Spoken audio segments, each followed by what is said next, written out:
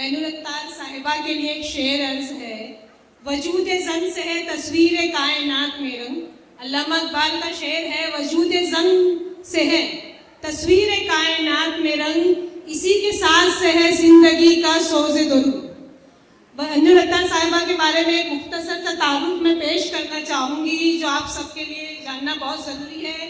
MPSC exam देने के बाद ये क्लास 1 की महाराष्ट्र गवर्नमेंट की ऑफिसर रह चुकी हैं।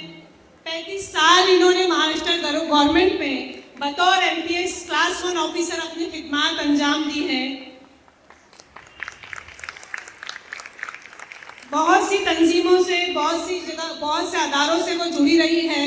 तफसील बहुत लंबी है, टाइम हमारे पास वक्त कम है, हमें मोहतरमा को सुनना भी है।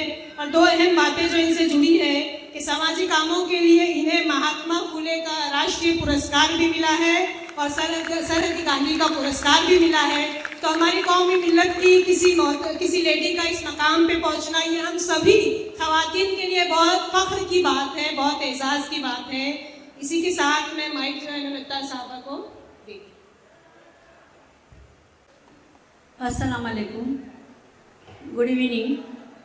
काजी मलिक सर ने क्या क्या बताया है मुझे मालूम नहीं। मुझे 15 मिनट का टाइम दिया गया है, तो उसमें मैं ज़्यादा से ज़्यादा कोशिश करूँगी आपको इन्फॉर्मेशन देने की। स्कॉलरशिप के बारे में बोले कि मैं ज़्यादा इन्फॉर्मेशन दे दूँगी, तो मेरा एक प्रेजेंटेशन है, उसके ज़रिए मैं आपको स्कॉलरशिप के बारे में इन्फॉर्मेशन दूँगी।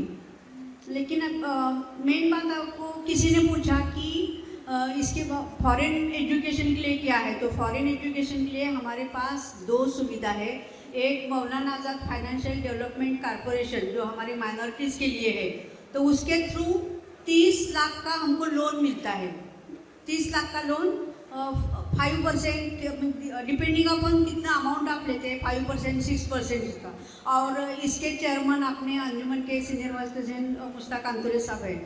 दूसरा, लास्ट 2 साल से गवर्नमेंट ने माइनॉरिटी के लिए फॉरेन एजुकेशन स्कॉलरशिप चालू की है, तो वो 27 बच्चों को दी जाती है जो फॉरेन में पढ़ने जाएंगे। पूरा स्कॉलरशिप, एक भी नया पैसा आपको वापस देना नहीं है। अप्रॉक्सीमेटली 80 लाख टू 1 करोड़ तक वो स्कॉलरशिप मिलती है। लेकिन उसकी कंडीशन क्या है कि 8 लाख के नीचे पेरेंट्स का इनकम चाहिए, और आपको जो एडमिशन लिया है आपने, वो एडमिशन जिसमें मिला है उस यूनिवर्सिटी का, फॉरेन यूनिवर्सिटी का QS रैंकिंग, जो इंटरनेशनल यूनिवर्सिटी का रैंकिंग रहता है, वो 200 के नीचे चाहिए। तो वो 200 के नीचे चाहिए। यदि ये कंडीशन आपने फुलफिल की तो महाराष्ट्र गवर्नमेंट आपको माइनॉरिटी फॉरेन एजुकेशन स्कॉलरशिप देता है। वो स्कॉलरशिप के लिए आपको पूना में जो सामाजिक न्याय का आयुक्त का ऑफिस है, उधर आपको एप्लीकेशन देना पड़ता है। ये स्कॉलरशिप अभी तक ऑनलाइन नहीं हुई, बाकी सब स्कॉलरशिप ऑनलाइन हो गई है। तो ये स्कॉलरशिप ऑफलाइन है। इसकी एडवर्टाइज मराठी पेपर में आते हैं। मैंने उनको कितनी बार बोली हूँ कि उर्दू पेपर में भी दे दो, लेकिन उर्दू पेपर में नहीं दे रहे हैं। आपके ऑर्गेनाइजेशन की तरफ से भी एक लेटर देना माइनॉरिटी डिपार्टमेंट को। तो अभी आने का टाइम आ गया है, नवंबर दिसंबर में ही वो एप्लीकेशन आता है। तो जो कोई स्कॉलरशिप का एडवर्टाइज आती है, तो जिसे किसी अप्लाई करना है, आप लोन भी ले सकते हैं। और अच्छा QS रैंकिंग 200 के नीचे है तो आपको स्कॉलरशिप भी मिल सकती है। और आने जाने का भी इकोनॉमी क्लास का पैसा गवर्नमेंट देता है, एक बार जाने का और एक बार आने का। तो उसका आप ज़रूर फ़ायदा लेना। अभी स्कॉलरशिप के देखो पूरे सब ऑनलाइन स्कॉलरशिप है, तो अलग अलग वेबसाइट से you can access the scholarship form. Next. तो अभी मेन क्या है कि कागज़ के हमारे लिए प्रॉब्लम होता है कि डॉक्यूमेंट्स जो गवर्नमेंट के हैं, तो इसका फोटो भी ले सकते हो।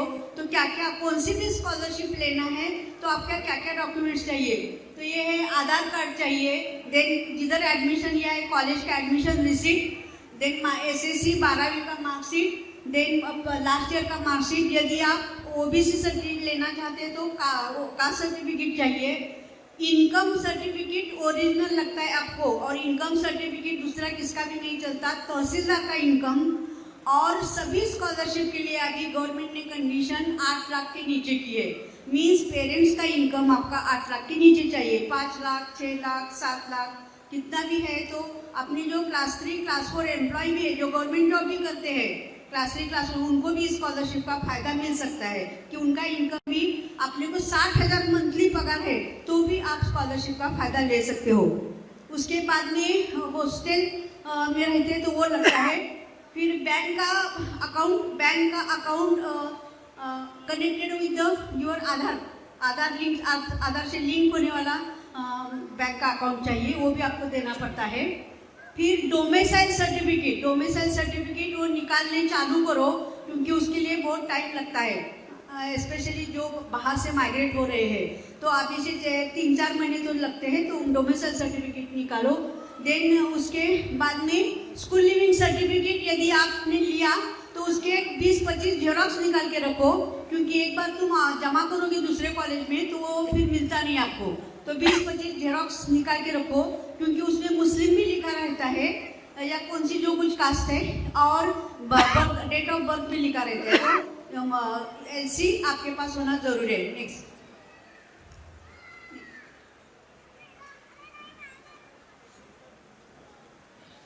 अंजुमन की तरफ से हर जून महीने में हम करियर फेयर लेते हैं, तो उसमें काफ़ी कौन से करियर अपॉर्चुनिटीज़ है, और इधर कुर्ला में भी हम लेते हैं, इसी स्कूल में लेते हैं। तो वो जब हम करियर फेयर रखते हैं तो उसका भी ज़रूर फायदा लेना, आके सुनना, और उसमें हम फाइनेंशियल भी मदद किधर से मिल सकते हैं, वो भी हम आपको बहुत सारी इन्फॉर्मेशन उसमें देते हैं, तो उसका भी आप ज़रूर फायदा लेना। अंजुमन के खुद के भी कितने सारे हमारे कॉलेजेस है।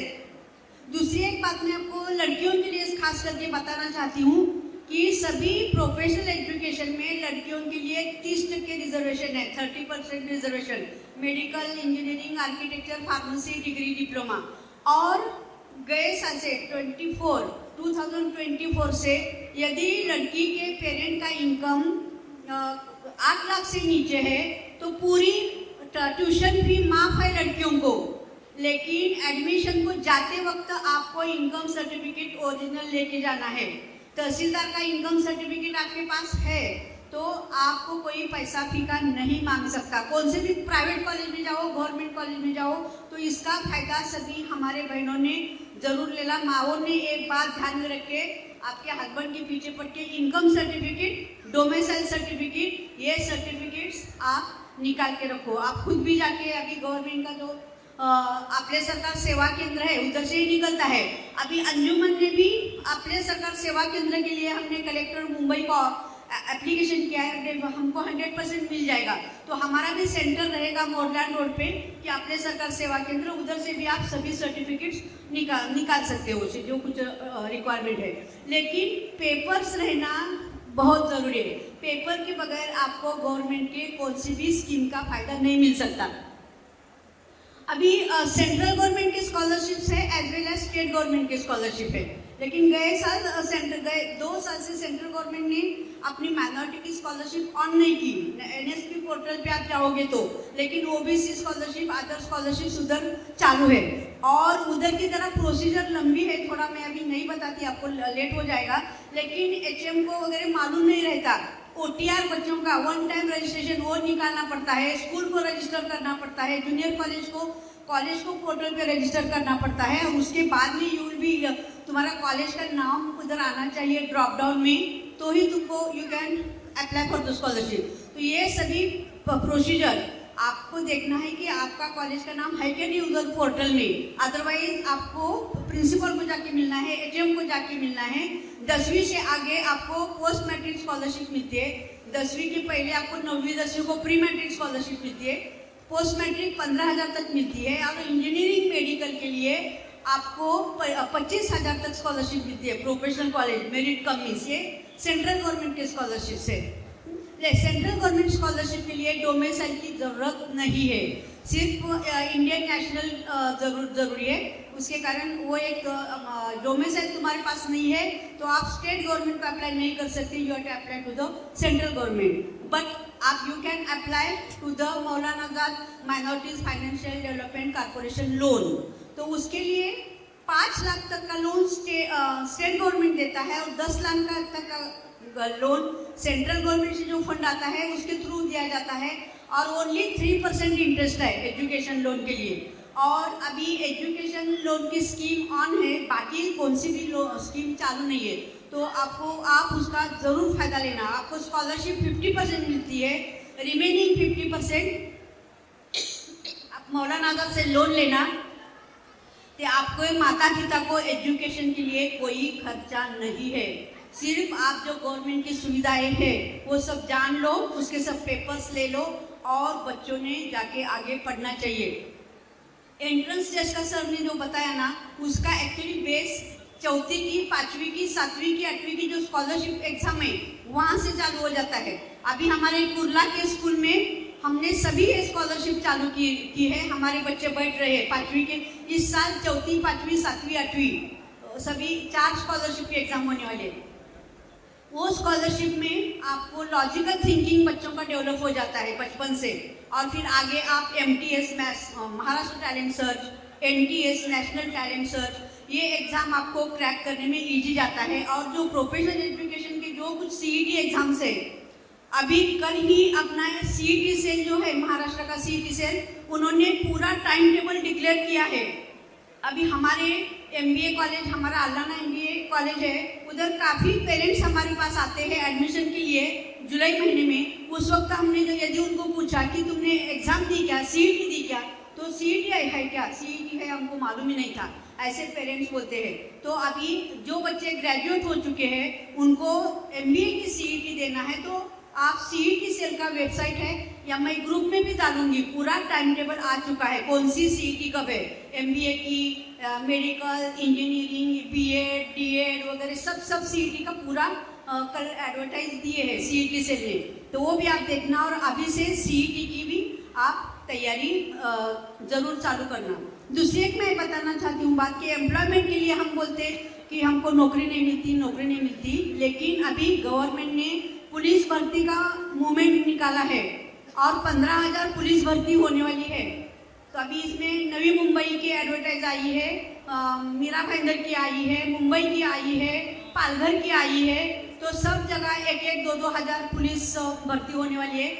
तो वो रिटर्न एग्जाम एंड फिजिकल में क्या है, ओनली रनिंग एंड गोला फेंक। तो फिजिकल में तो हमारे बच्चे पास हो जाते हैं, तो आप ज़रूर फायदा लेना।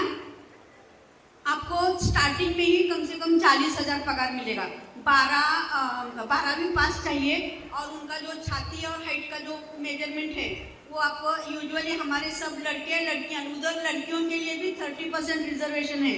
तो सभी लोग इसका फ़ायदा ले सकते हैं जिनको आगे पढ़ने में रुचि नहीं है, ज़्यादा इंटेलेक्चुअल एबिलिटी नहीं है। तो आप पुलिस भर्ती की अभी एडवर्टाइज आई है, 18 साल पूरे चाहिए, इसका ज़रूर फ़ायदा लेना। आप अप्लाई करोगे तो ही आपका सिलेक्शन हो जाएगा, बिना अप्लाई करे घर में आप पे आके कोई आपको नौकरी नहीं देगा। तो एक मैं बात बताना चाहती हूँ। नेक्स्ट, स्टेट गवर्नमेंट की जो स्कॉलरशिप है, स्टेट गवर्नमेंट के स्कॉलरशिप में अभी ये pre matric, post matric, merit कम इज ये सेंट्रल गवर्नमेंट की, और स्टेट गवर्नमेंट की स्कॉलरशिप एक अपनी पहली स्कॉलरशिप है माइनॉरिटी स्कॉलरशिप। ये मेरिट ये अभी इस 11वीं के बच्चों के लिए है, अभी डिटेल में मैं नहीं जाती। Merit scholarship for the economically backward class students, EBC बच्चों के लिए ये डायरेक्टर ऑफ हायर एजुकेशन देते हैं। तो इसके टर्म्स कंडीशन है, मैं बात क्योंकि अभी टाइम नहीं है तो ये मैं किसी के पास दे दूंगी मेरा प्रेजेंटेशन, तो क्या क्या कंडीशन है तो आप पढ़ के उसका फ़ायदा ले सकते हो। नेक्स्ट, पोस्ट मैट्रिक के माइनॉरिटी बच्चों के लिए, VJNT के लिए, ट्राइबल के लिए और OBC के लिए दी जाती है, ये सेंट्रल गवर्नमेंट है। नेक्स्ट, ये प्री मैट्रिक स्कॉलरशिप ना अभी पहली से 8वीं तक की बंद किए हैं, अभी सिर्फ 9वीं 10वीं को मिलती है, लेकिन उसका इनकम लिमिट सिर्फ 1 लाख है पेरेंट्स का। तो बहुत सारे अपने पेरेंट्स एलिजिबल नहीं होते, लेकिन जो होते हैं दोना बर्तन करने वाली जो औरतें हैं जो अपने बच्चों को पढ़ाना चाहती है, तो उनको ये 1 लाख के नीचे का इनकम सर्टिफिकेट मिल सकता है, तो उनको ये स्कॉलरशिप मिल सकती है। नेक्स्ट, पोस्ट मैट्रिक मैंने तुमको बता दिया 15,000 तक स्कॉलरशिप रहती है, और 10वीं के बाद में कि मीन्स PG PhD तक ये स्कॉलरशिप मिलती है, और 15,000 रुपये FY को मिलेगी, बाद में थोड़ी थोड़ी बढ़ती जाएगी। और PhD के लिए UGC की स्कॉलरशिप है ना, तो मंथली अपने को 28,000 वो PhD कोई बच्चा करता है तो उसे मिल सकती है। नेक्स्ट, मेरिट मंथ कम स्कॉलरशिप ये प्रोफेशनल कोर्सेज के लिए means engineering, medical, architecture, pharmacy, hotel management वगैरह ये जो कोर्सेज है उसके लिए है। तो उसके लिए लेकिन इसकी कंडीशन है 50% मार्क्स आपको होना चाहिए, मिनिमम 50%। स्टेट गवर्नमेंट के कौन से भी स्कॉलरशिप में मार्क्स की कंडीशन नहीं है, आप सिर्फ पास होना चाहिए और अगले क्लास में एडमिशन लेना चाहिए। ये बहुत इंपॉर्टेंट स्कॉलरशिप है, राजर्षि छत्रपति शाहू महाराज स्कॉलरशिप। ये सभी बच्चों के लिए, सभी मीन्स किसी भी SC ST और OBC छोड़ के कौन से भी जाति धर्म का बच्चा हो उसको ये मिलते हैं। वो कितनी है तो 50% of the fees. Means suppose तुम्हारी मेडिकल की फी 6 लाख है तो आपको 3 लाख स्कॉलरशिप मिलेगी। 3 लाख या 10 लाख फी है मेडिकल की, कौन से तिरना की वगैरह है तो आपको 5 लाख स्कॉलरशिप मिलेगी। तो 50% ऑफ द फीस। लेकिन उसके लिए कंडीशन क्या रहेगी कि एडमिशन तुम्हारा सेंट्रलाइज एडमिशन का प्रोसेस कैप मैनेजमेंट कोटा में या माइनॉरिटी कोटा में आपका संस्था लेवल पे एडमिशन हुआ है तो आपको नहीं मिलेगी। इसके लिए अपन कैप के थ्रू ही जैसे राउंड होते हैं ना, लास्ट राउंड में ना मेरिट काफ़ी कम आता है, जिसको कम मार्क्स है तो लास्ट राउंड तक रोकना चाहिए। पहले ही जाके डोनेशन दे के इधर उधर एडमिशन नहीं लेना चाहिए। लास्ट राउंड देख के बाद में भी आपको मैनेजमेंट कोटा मिल सकता है। तो ये है, वो भी अभी गवर्नमेंट बोल रहा है कि डबल फी लेके ऑनलाइन ही वो एडमिशन करो, लेकिन इस साल इतना वो नहीं हुआ स्ट्रिक्टली, लेकिन अगले साल बोल नहीं सकते। दूसरा, राजर्षि शाहू में डोमेसाइल भी जरूरी है, तो आप डोमेसाइल भी जरूर निकाल के रखना। ये जो है तो doctor Panjabrao Deshmukh maintenance allowance, भोजन भत्ता मेंटेनेंस अलाउंस, तो जो बच्चा महाराष्ट्र का है और जिसका इनकम 8 लाख के नीचे है, जिसका पेरेंट, और जो बच्चा घर छोड़ के रहता है मीन्स अभी उसका आधार का पत्ता कुर्ला का है और यदि वो पूना में पढ़ रहा है तो यदि वो पेइंग गेस्ट के भी करके भी रहता है तो भी इस बच्चे को स्कॉलरशिप मिलती है भोजन भत्ता। और वो देखो नीचे दिया है मैंने कि 30,000 रुपये मुंबई पुणे अर्बन एरिया के नागपुर वगैरह उसके लिए 30,000 रुपये है और बाकी कौन से भी गांव के लिए 20,000 रुपये। तो तुमको राजर्षि शाहू स्कॉलरशिप मिली सपोज 3 लाख, तो अलग से ये आपको मिलती है। तो इसके लिए आपको अलग से एप्लीकेशन करना है। कॉलेज में बोलेंगे तुमको 1 मिली है, दूसरे को नहीं करने का, तो सुनने का नहीं, बोलने का नहीं, मैं I am eligible for that, मैं इधर भी एप्लीकेशन करूँगा। तो ये खाना खाने के लिए बच्चों को भोजन भत्ता मेंटेनेंस के लिए है। नेक्स्ट देखिए, अपने स्टेट गवर्नमेंट की 12वीं के बाद में आर्ट्स कॉमर्स साइंस के लिए 5,000 रुपये सिर्फ स्कॉलरशिप है, कम है, ये भी अपन बढ़ाने की मांग कर रहे हैं। लेकिन जो एडेड कॉलेज में पढ़ते हैं उनके लिए, और अनएडेड में तो 5,000 तो हमका मिलता ही है, टर्म्स कंडीशन सेम ही नहीं।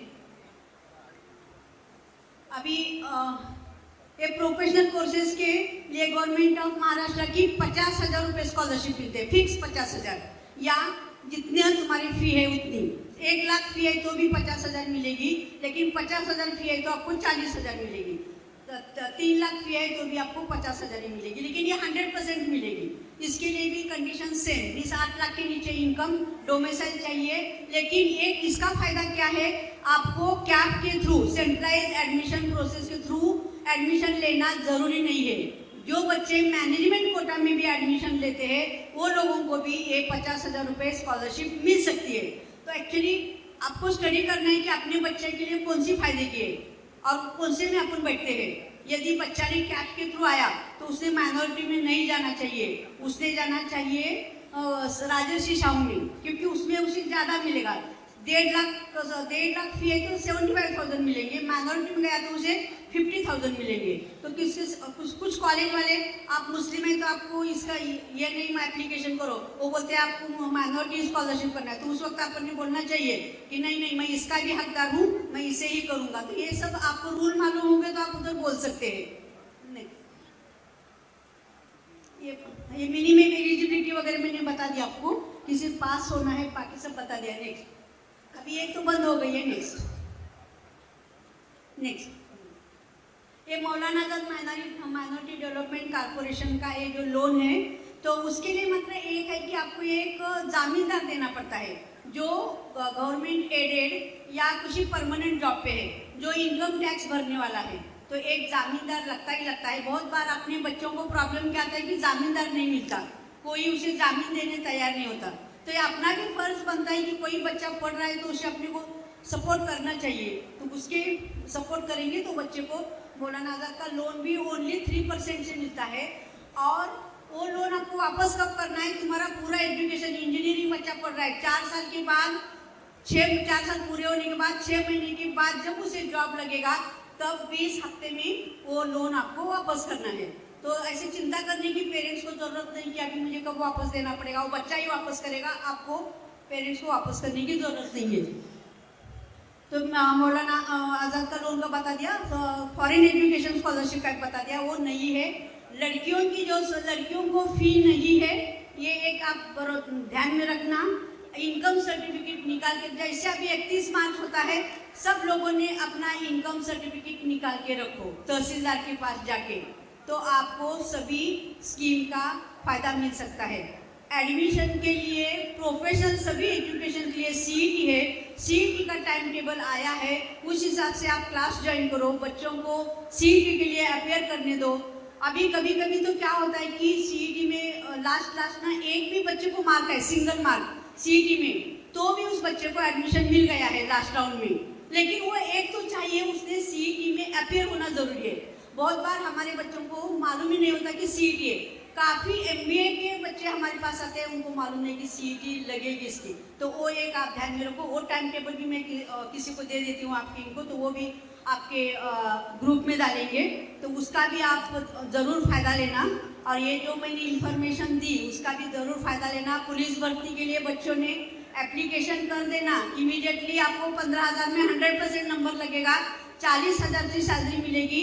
और जो बच्चे ग्रेजुएट है उनका जल्दी से जल्दी प्रमोशन पीएसआई करके हो जाता है, तो ये भी आप बात ध्यान में रखो। और तुम जॉब करते करते भी ग्रेजुएशन करेना, तो और उसके बाद में तुम थोड़ा 10 साल सर्विस होने के बाद आप आईपीएस भी हो सकते हो। आईपीएस मीन्स उसके ऊपर का आपको मालूम है। दूसरी एक मैं बात बताना चाहती हूँ कि अंजुमन इस्लाम और बाकी ऑर्गेनाइजेशन की तरफ से हम हर महीने के तीसरे संडे हज हाउस में बच्चों को करियर गाइडेंस बिग ड्रीम ऐसा एक प्रोग्राम हमने किया है। तो क्या क्या तुम्हारे लिए ये है अपॉर्चुनिटीज़ है, और उसे उधर किस तरह से जाना है, आईएएस कैसा होना है, आईपीएस कैसा होना है, एमपीएससी कैसे होना है, तो ये सब हम उधर गाइडेंस देते हैं। तो हर महीने की तीसरे संडे, और हमारा 10 बजे से 1 बजे तक हमारा वर्कशॉप होने के बाद सभी बच्चों को हम खाना भी खिलाते हैं। तो आपको चिंता करने की ज़रूरत नहीं, भूख लगेगी क्या करेगी, लड़के लड़कियां दोनों भी उधर आके इसका फ़ायदा ले सकते हैं। पूरा फ्री रहता है, ओनली आपको गूगल फॉर्म भरना है, क्योंकि हमको अंदाज़ा आना चाहिए कि कितने बच्चे का हम खाना बनाएं। तो ये भी हर थर्ड संडे। आपको मैं बता दूं कि अपने माइनॉरिटी बच्चे, मुस्लिम बच्चे स्पेशली, ओनली 2% थे गए साल यूपीएससी में पास आउट हुए वाले, लेकिन इस साल हम लोग सब कोशिश कर रहे हैं, तो 4.3% बच्चे अपने इंटरव्यू के लिए एलिजिबल हो गए, मेन और प्रीलिम में पास हो गए। तो मेहनत हमारे बच्चे भी कर रहे हैं, थोड़ा उनको सपोर्ट की ज़रूरत है।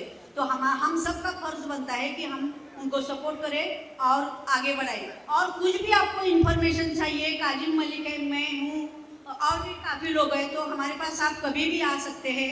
अंजुमन का जो करियर फेयर जो होता है जून महीने में, उसका आप ज़रूर फ़ायदा लेना। पूरा सब हम इन्फॉर्मेशन देते हैं, स्कॉलरशिप से लेके एडमिशन प्रोसेस कैसे रहती है, तो वहाँ से भी, तो वो आप उसका ज़रूर फ़ायदा लेना, ज़रूर आना। सभी जो वेबसाइट्स है गवर्नमेंट के, सब director of technical education, higher education, medical education, वो सब आप खुद विजिट करो और उधर क्या क्या है आप देखना। और मैं सचमुच आज का जो प्रोग्राम ये अरेंज किया है, वो सबको मैं कॉन्ग्रेचुलेट करती हूँ कि बच्चों को हौसला अफजाई देने के लिए बच्चों को फेलिसिटेट भी कर रहे हैं, ये बहुत अच्छी बात है। और मुझे भी बुलाया इसके लिए, तो मैं भी आपकी शुक्रगुजार हूँ। Thank you.